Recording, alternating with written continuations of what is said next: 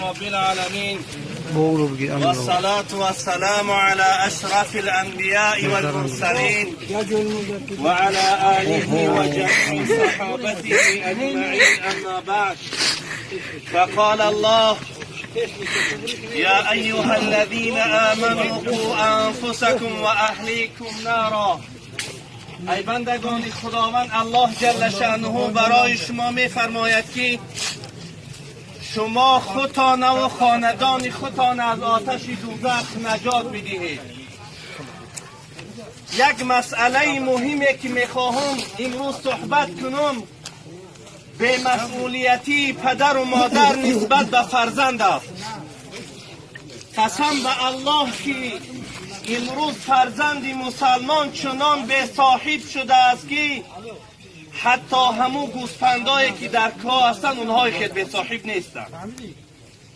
برای فرزندت بهترین لباس میگیری، برای فرزندت از طلا و از خوراکه و از همه مال دنیا مهیا میکنی، لیکن یک بار فکر نمیکنی که فرزندی تو چی خیلی لباس میپوشونه. آستینای برزده، سوتالیچ، گریبان ها همه میتاوه. شاید که ده همه خونه ها انتن ها هم باشه که همه کنایه‌های فاحشگی هست. با وجود این باز کناها یا همون فاحشه هایی که شیرخانی میکنن با فرزند همون را اجاره میگیری و همون سیدیش هم یاری میمانی که دختر یاد بگیرد. پس چی مسئولیتی داری در پیش خدا؟ رسول اکرم صلی الله علیه و سلم میفرماید هر کسی را که الله جل شأنه مسئولیتی داد، ای پدری عزیز، ای مادری عزیز، ای موی سفیدی عزیز، اگر این امانت الهی را خیانت کنی و روز قیامت به خدا و پیامبر روبرو شی، رسول اکرم صلی الله علیه و سلم میفرماید که جنت من برای تو حرام کردم. این سخن پیغمبر از الله جل شأنه است. یک بار به خودمون بیاییم که به خدا قسم فرزندامو تای ترسگاه بازی میکنن در ها، دخترام آستینای برزده هممو به قواره در خونه ها مخواهیم زنامو در بازار خرید کنی میروند. به خدا قسم عیب است اگر از خلق خدا از الله هم حیا نمیکنی، از خلق خدا حیا کن. نخواد تا این درجه. خداوند از این فرمانش فردا شما پدر و مادرایی که دختراتان نمیمونید روی من باشتن میپرسد. شما در پیشگاه خدا فردا برای این جنایتان جواب میدید، محکمه سعودیه اشتراک میکنید، جواب میدید که در آن محکمه هیچ قدرت دست دراز کردن نمیتواند. پوشیدن روی مال این امر خدا هست. هیچ قانون، هیچ حکومت، هیچ پدر و مادر حق ندارد ضد قانون خدا قانون برارد. لا طاعت لمخلوق فی معصیت الخالق. دخترات عریان گردن کسی کار ندارد، دخترات فاحشه جوان کسی کار ندارد. دختر مسلمان با آداب شود، با عفت شود، با حجاب شود، قوه زورین استفاده میبرن و ایستگیشونن. مگر همین است دموکراسی؟ مگر آزادی وجدان، آزادی عقیده و اعتقاد همین است؟ ما باری هم دختری سرزنش نرفتیم از روی سرش کشیم که چون سرزنش میگردیم. اونها دخترهایی که به اختیار خوشان روی مال میبردن، هم نشانی اسلامی شدند، هم نشانی مسلمانی، هم نشانی لباس ملی شدند، روی تشکیل میکنند، روی مالاشان هستند، از خدا نمیترسند. مگر همون عذابی که خداوند بالای امریکا دعوت اینا به عبرت نیست؟ همون طوفان‌هایی که پی در پی در یک ماه آخر امریکا را اقتصادیات به خواب یکسان کرد، امروز بود راهی گرفتن شده میداند و بلا همون برای اینها عبرت نیست؟ یا خدای بوشو امریکا دیگر خداست و خدای تاجیکستان دیگر است؟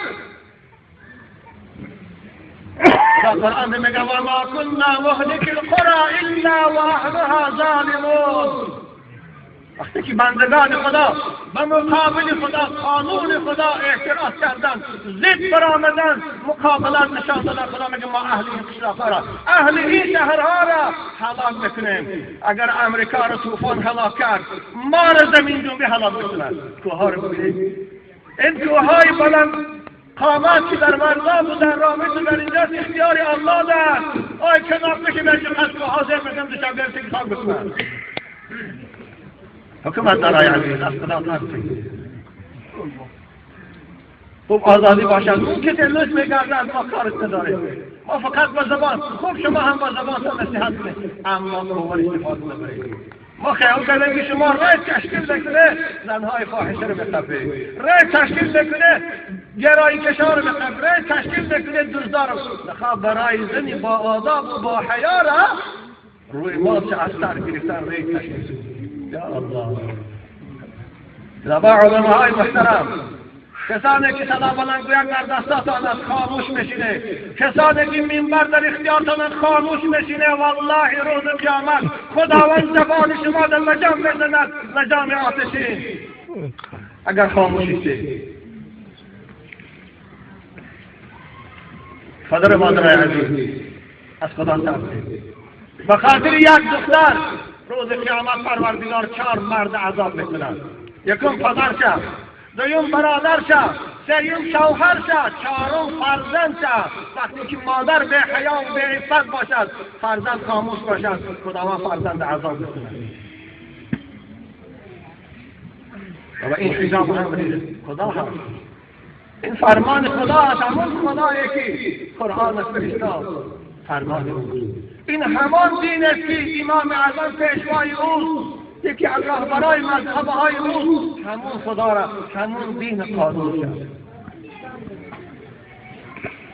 بنابراین پدرای عزیز، دختران را آزار بدید. وقتی که شما میبینید اونها روی مال میبندند، خب من طرفدار آن نیستم که همون چادر سیاه را پوشند، همین روی مالی که مادران میبندند، روی مال امروز خواهرای ما روی مال در کجا میبندند؟ من بارها گفتم بعضی خفه شدن در روز مرده، بالای مرده در روز مصیبت روی مال میبندند، روی مال سفید ماه باری خوشرو میروند همشان. خواهرای همین روی مال در بازار هم بندید، همین روی مال در روز توی خلصندیتان هم بندید، ماه باری خوشرو شده نخواهد که همین سرزش حسن باشد. قرآن پروردگار میگه یا بنی آدم قد انزلنا علیکم لباسا یواری سوآتکم و ریشا. اما خدا میگه برای شما من لباس آفریدم، برای شما زیبایی آفریدم. این لباس در بر کنه که عورت شما را، شرمگاه شما را پوشاند.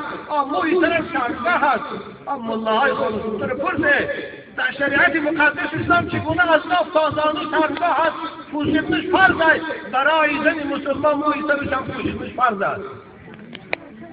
پیغمبر خدا میگه الحر عورت مستوره، زن باید تمامی برکش از چشم مردی بیگانه پوشیده باشه، غیر رو و غیر دست پاش، مگر پیش شرم خودش ده، پیش پدرش ده، پیش عقل دادرش میل سرش باشد کرده، اما پوشه برایت باید لباس پوشد. این خدا هم کرده است.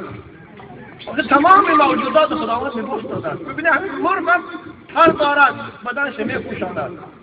اگر پراش کنی سرش دهی همه چنین سرخ چگونه در نظر آدم بیزه میشوند.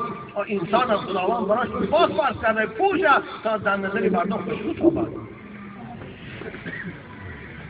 بنابراین سطح امر خدا هست. کسی اگر قبول ندارم، پدر مادر عزیز کدام این من قبول ندارم، این نشانی عقیب موندگی از ایمان خارج میشه. شوخی نکنید. او عقیده های صفصفیه که ایمان در دل است، دل صاف باشد، دل با عفت باشد، فطرت با عفت باشد، این خطا کردید.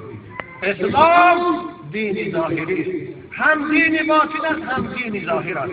باید مسلمان ظاهرش موافق با فرمان خداش باشد. چگونه قانون حکومت رعایت نکنیم، حکومتدارا خفه میشوند، لاش بیان عذاب جزا میدهند، مانند این قانون خدا را کسی رعایت کنند خداوند او را جزا میدهد تا او در درگاه. بنابراین این رویمال باشتن این امر خدا هست. باور کنید شما قرآن رئیس جمهوری شما گفتن، من قرآن گفتن خیلی کلیدی ترجمه کردی شما خوانید، آخه همون قرآن شما میخوانید. در همون قرآن خداوند امر کرده که یدنین علیهن من جلابیبهن، در سر چادر پردگی پیشبر شما را، موی سر شما را، کتفای برهنه شما را پوشانند. این امر خدا هست.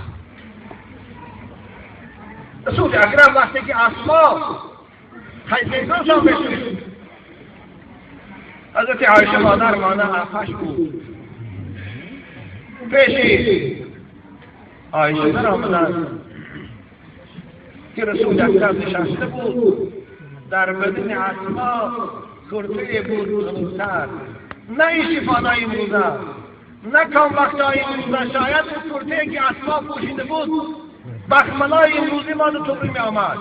صاحب بدای سنا می گرد بخملای امروزی ما دو توبری می آمد. در پیش رسول اکرم در آمدن، بعضی حج موضوع های حساس بدنشان تاف، مثل پیش برشان یا شاید رانه پاشان بود تاف، حضرت رو گرداندن، پشت گرداندن، گفتن اسما وقتی که زن به سنی بلوغ رسید، یعنی 10 ساله 12 ساله شد، دیگر تمام بدنی ویا دیدن مرد بیگانه حرام است مگر رو دستش بودم که پاش الا الوجه والکف. آیا رو چی حال است؟ پدر و مادر از کجا بچه دختران لباس بخرن، کرتی آستین کانتو میدوزن، پیشی براشان تا بالای نافشان پیششان کشاده میدونن، نمیگه بچه من این چیز لباس هست. لباس مادر من این نبود، لباس مامای من این نبود، این لباس تا از کجا یافتیم؟ بر پدر مدلیاران لعنت. چونه میگه؟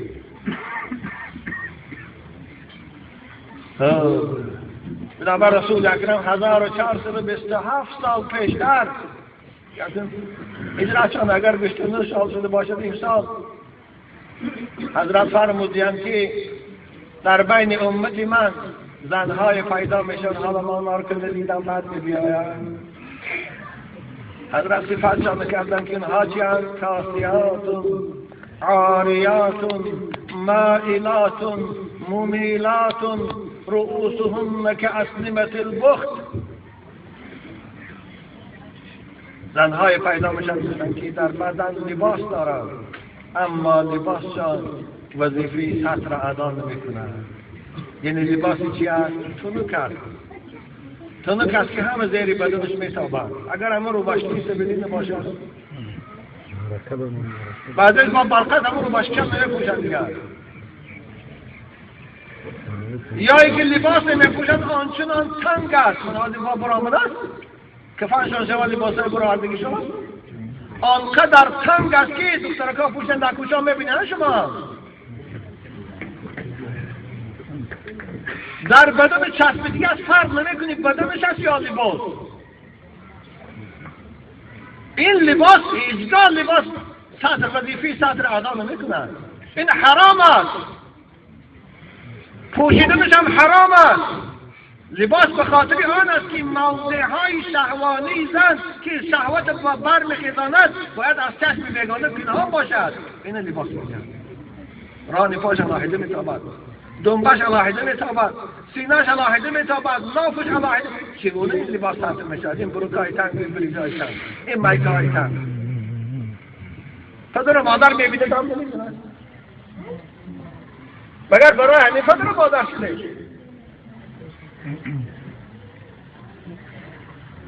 رسول اکرم چون گفتن اینها لباس دارن لیکن حکم برهنه را دارن. لباس اینها وظیفه سطر ادا نمیکنن. یا الله، عایشه نشسته بودن، یک گروه از دخترکا برای فاتحه گیری پیش عایشه آمدن. امروز دخترای ما پیش مولانا میرن، مزار مولانا را احترام میکنن. کاش که این مولانا یا چی فایده باشه، کاش که اون مولانا خیلی میره بچه میروی ما پوش انسر بوده یا استخوان پوش میگیری. پیش عایشه در آمدن. عایشه همسر رسول اکرم، عایشه صدیقه، عایشه که 10 آیه قرآن در پاکیزگیش و عفتش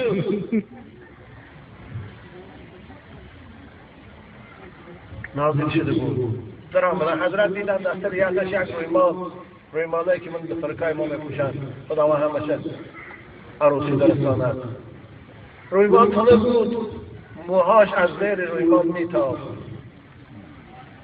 حضرت نگاه کردن به زنها گفتند یا معشر النساء، ای زنهای مسلمان گفتند ما آمنت بصورت النور امرأة تلبس هذا، ایمان به صوره نور نداره زنی که این لباس پوشه، ایمان نداره.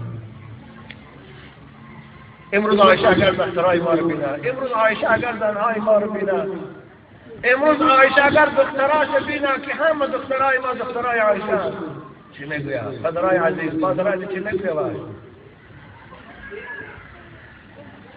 زبر رسول اکرم کاسیات عاریات مائلات، مائلات از راه راست دور شدند، از حیا و عفت دور شدند، پیرو شیطان و شهوات شدند، در دام دشمنای خدا مبتلا شدند. این بسته بود با مومیلات دیگر دخترای پاکیزه و عفت‌الله که هم مثل خوشان بیرها کرده برای فساد بردند. حضرت گفتند سراشان لوش میکردن، موی سراشان گردی سراشان طلب میکردن. اون زمان رسول اکرم دید نبود، پیغمبر چون آینه بارین آینده امت نیدید. حضرت چی گفتند؟ لا يدخلن الجنة ولا يجدن ريحها. این تو زنهای بی حیا گفتند بهش نمیدرایم، بهش برای آنها حرام است، حتی بوی بهش نمیدرایم. دیگه شب بیکار موندن که خوابون برد کتابخانه ده یک گدید دعوتی بودن،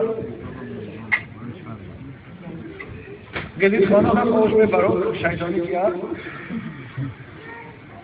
گدید که گرفتن پیدا که دوستانک جورنالیست اکرم چی نام دارد گدید در باب سطح و هم صحبت کرده است. برسانی گفته است که من که مخلصی حضرت عایشه و فاطمه هستم، این زبان اسلام، لیکن گفته است آخر این مراد از این عفت ظاهری نیست، این رویمال و کرتی دراز نیست، عفت باطنی است. شرط نیست برای زنی مسلمان مخلص عایشه و فاطمه که رویمال بندند و کرتی آستردار پوشند. نه خواهران، این خطا هست. اسلام هر دو عفت میخواهد، هم عفت باطنی هم عفت ظاهری رو میخواهد. اسلام هرگز قبول ندارد مسلمان را که به دعوای عفت باطنی ظاهرش خلاف شریعت باشد.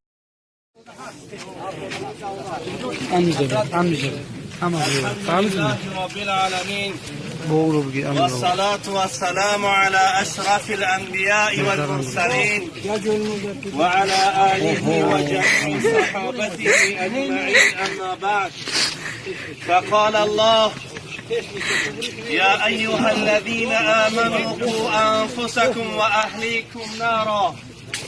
ای بندگان خداوند الله جل شأنه برای شما میفرماید که شما خودتان و خاندان خودتان از آتش دوزخ نجات بدهید. یک مسئله مهمی که میخواهم امروز صحبت کنم به مسئولیتی پدر و مادر نسبت به فرزند است.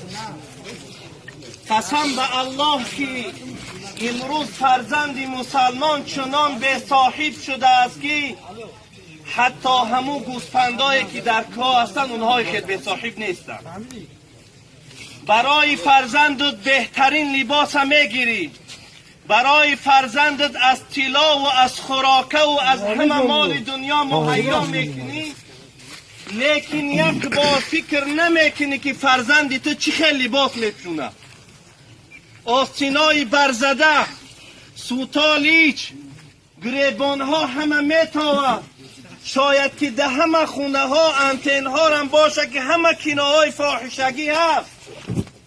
با وجود این باز کناها یا همون فاحشه هایی که شیرخانی میکنن با فرزند همون را اجاره میگیری و همون سیدیش هم یاری میمانی که دختر یاد بگیره. پس چی مسئولیتی داری در پیش خدا؟ رسول اکرم صلی الله علیه و سلم میفرماید هر کسی را که الله جل شأنه مسئولیتی داد ای پدری عزیز، ای مادری عزیز، ای موی سفیدی عزیز، اگر این امانت الهی را خیانت کنی و روز قیامت به خدا و پیامبر روبرو شی، رسول اکرم صلی الله علیه و سلم می فرماید که جنت من برای تو حرام کردم. این سخن پیغمبر از الله جل شانه است. یک بار به خودمو بیاییم که به خدا قسم فرزندامو تای ترسگاه بازی میکنن در ها، دخترام آسینای برزده هممو به قواره در خونه ها مخواهیم، زنامو در بازار خرید کنی میروند. به خدا قسم عیب است. اگر از خلق خدا از الله هم حیا نمیکنی، از خلق خدا حیا کن. نخواد تا این درجه. خداوند از این فرمانش من در شما نمیگه بچه این چه لباس هست؟ لباس مادر من این نبود، لباس مامای من این نبود، این لباس تو از کجا یافتی؟ بر پدر مدلیاران لعنت. چون میگه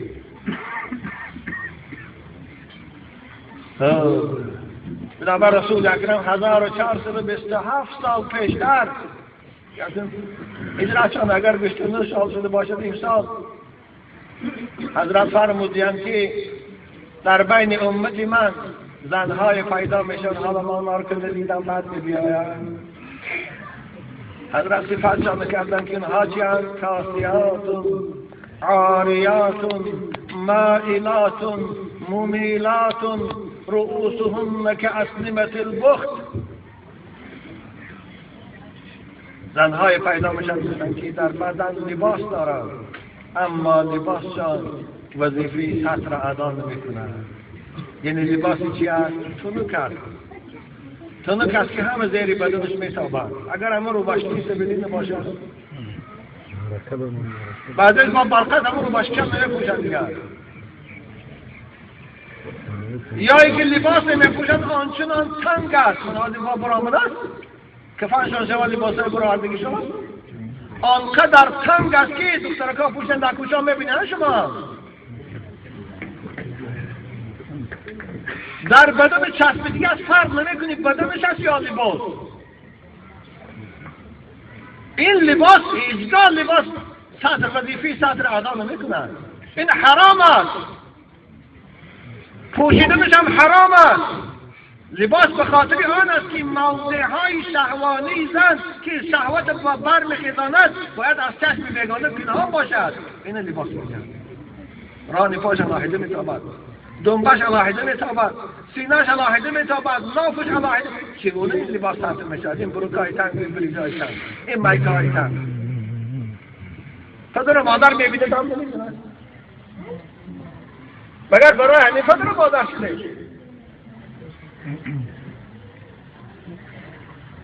رسول اکرم چون گفتند اینها لباس دارن لیکن حکم برهنه را دارن. لباس اینها وظیفه سطر ادا نمیکنند. یا الله، عایشه نشسته بودند، یک گروه از دخترکا برای فاتحه گیری پیش عایشه آمدند. امروز دخترای ما پیش مولانا میرن، مزار مولانا را احترام میکنن. کاش که این مولانا یا چی فایده باشه، کاش که اون مولانا خیلی میره بچه میره روی ما پوش از در پوله یا استخوان پوش میگیری. پیش عایشه در آمدن میتابند انسان از خداوند براش لباس فرض کرده پوشه تا در نظر مردم خوشبو تابد. بنابراین سطر امر خدا هست. کسی اگر قبول ندارم پدر مادر عزیز کدام این من قبول ندارم، این نشانی اخیر موندگی از ایمان خارج میشه. شوخی نکنید. او عقیده های صفویه که ایمان در دل است، دل صاف باشد، دل با عفت باشد، فطرت با عفت باشد، خطا نپرسید. اسلام دین ظاهری است، هم دین باطن است هم دین ظاهر است. باید مسلمان ظاهرش موافق به فرمان خداش باشد. چگونه قانون حکومت رعایت نکنیم، حکومتدارا خفه میشوند، لاشیان جزا میدهند، مانند این قانون خدا را کسی رعایت کنند خداوند او را جزا میدهد تا او در درگاه را. بنابراین این رویمال بستن این امر خدا هست. باور کنید شما قرآن را دیدید شما گفتن من قرآن گفتن خیلی کلیل ترجمه کردی شما خوانید. آخه همون قرآن را شما میخوانید. در همون قرآن خداوند امر کرده که یدنین علیهن علیهن من جلابیبهن رفتن چادر پردگی پیشگر شما را موی سر شما را کتفای برهنه شما را پوشانند. این امر خدا هست. رسول اکرم وقتی که اسما حیثیتشان بشید حضرت عایشه مادر مانه بود پیشی عایشه در آمدن که رسول اکرم نشسته بود در بدن اسما کرته بود زمین‌تر، نه این شفانای امروزه نه کم وقتای امروزه. شاید اون کرته که اسما پوشیده بود بخملای امروزی ما دو توبری می آمد. صاحب بدای سنا میگد بخملای امروزی ما دو توبری می آمد. در پیش رسول اکرم در آمدن بعضی حج موضوع های حساس بدنشان تا مثل پیش برشان یا شاید رانه پاشان بود تا حضرت رو گرداندن پشت گرداندن گفتن اسما وقتی که زن به سیزی بلوغ رسید یعنی 10 ساله 12 ساله شد دیگر تمام بدنی و دیدن مرد بیگانه حرام است مگر رو دستش بودم به پاش الا الوجه و الکف. آیا رو چی حال است؟ پدر و مادر علی کجا بچه دختران لباس بخرن کرتی آستین کانتر میدوزن پیشی براشان تا بالای نافشان پیششان کشاده میدونن روی ما چه اثر گرفتن ریک تشمیز. یا الله زبا علمه های محترم کسانی که صدا بلند گویند در دستاتان از خاموش میشینه، کسانی که منبر در اختیارتان خاموش میشینه، والله روز قیامت خداوند زبان شما در لجام بزند لجام آتشین اگر خاموشید. پدر مادر عزیز از خدا ترسید. به خاطر یک دختر روز قیامت پروردگار 4 مرد عذاب میکند. یکم پدرشه، دوم برادرشه، سوم شوهرشه، چهارم فرزندشه.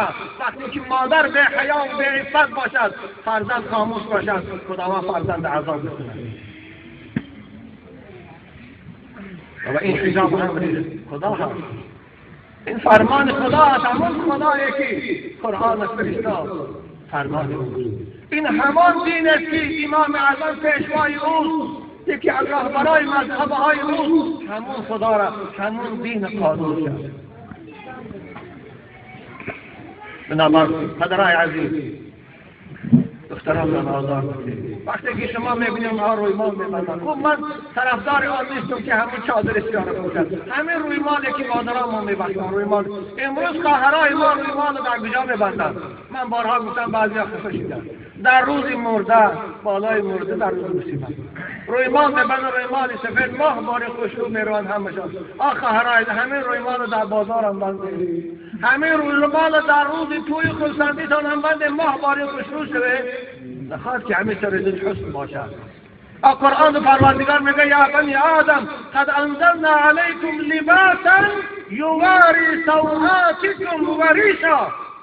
اما خدا میگه برای شما من لباس آفریدم، برای شما زیبایی آفریدم. این لباس در بر کنه که عورت شما را شرمگاه شما را پوشاند. موی طرف شرمگاه هست، اما الله های خالص پرسه در شریعت مقدس اسلام چگونه از ناف تا زانو شرمگاه هست پوشیدنش فرض است. برای زن مسلمان موی طرفش هم پوشیدنش فرض است.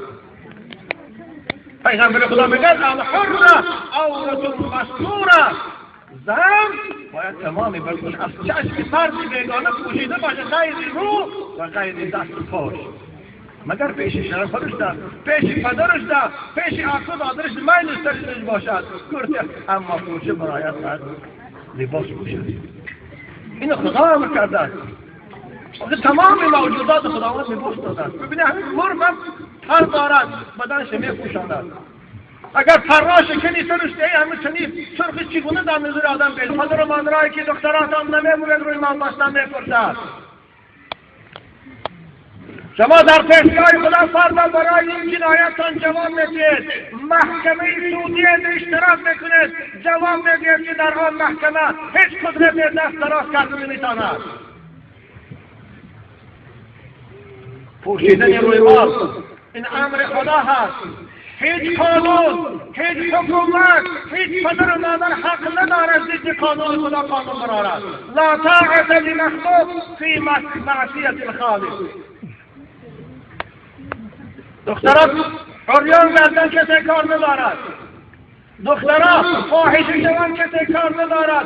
دختر مسلمان با آداب شود، با عفت شود، با حجاب شود، قوه زورین استفاده میبرند و استفاده مگر همین است دموکراسی است. مگر آزادی وجدان، آزادی عقیده و اعتقاد همین است.